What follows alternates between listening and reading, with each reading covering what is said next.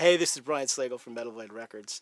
I had the great opportunity to hang out with Lars and James from Metallica to talk about the record Kill 'Em All, which is now its 25th anniversary, which is really a phenomenal record, a phenomenal feat that it's lasted this long and still doing so well. So you get to see me talk to them about all the early days, about them going to New York, recording the record, touring with Raven, all sorts of good stuff. So check it out. It's a good thing. So it's the 25th anniversary of Kill 'Em All, and we're hanging out with Mr. James Hetfield, who had something to do with that record. I'm not sure. I think I was there. I think you were there. So, 25 years later, first record, obviously, which is I think is a big important step for any band. When you guys first started out, did you ever even think that you would get to a full length first record? Well, you know, we were just happy to get off of work and show up in Ron McGovney's garage and have a place to jam. I mean, that that was enough. And then it becomes not enough, and you think, well, the next thing is you do a gig, and then the next thing is, oh, you write more songs and this and that, and you do the demo, and all of a sudden, well, you get a song on someone's compilation record. Quality wasn't that important to us. It was the content, and actually, getting to that point of doing a record, when we finally went out east. Johnny Z got us out east. We drove the U-Haul all the way out there and got funds together for the record. We were up in Rochester, New York, and we never been to New York, and all of a sudden we're recording a record out in the out there, and making a record. We had done demos before. We kind of knew what we want. I knew what I wanted guitar-wise and stuff. And but you always have, you have dreams, man. You have visions of.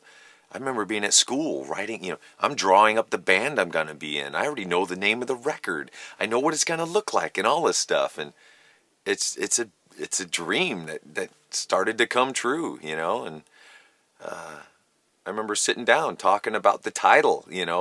Metal Up Your Ass was the title of the record, and we have the artwork, the toilet and the blade and all of this, and well, you can't have that. No one's going to sell it, and we got to come up with another title and all of that, but just all of the creative things that go around, making a record.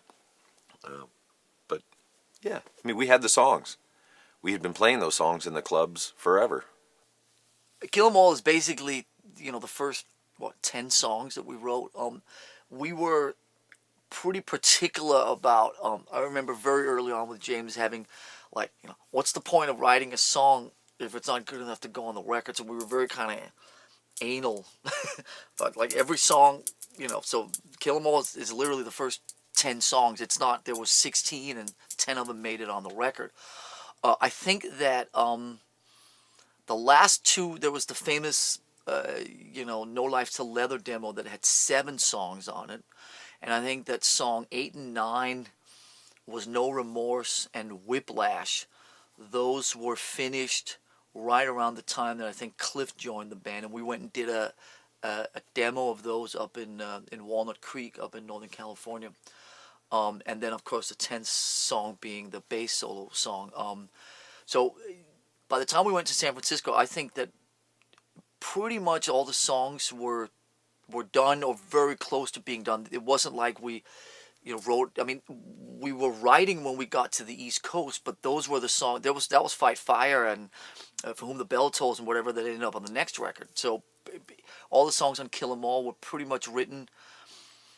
We formed in the fall of '80 when we started writing in. After we learned all our Diamond Head covers and all the rest of it, we started writing right in the spring of '82. So most of the songs were written in '82, and then the last two, like I said, No Remorse and Whiplash. Seek and Destroy. I remember writing that in my little pickup truck when I'm working at the sticker factory in Whittier.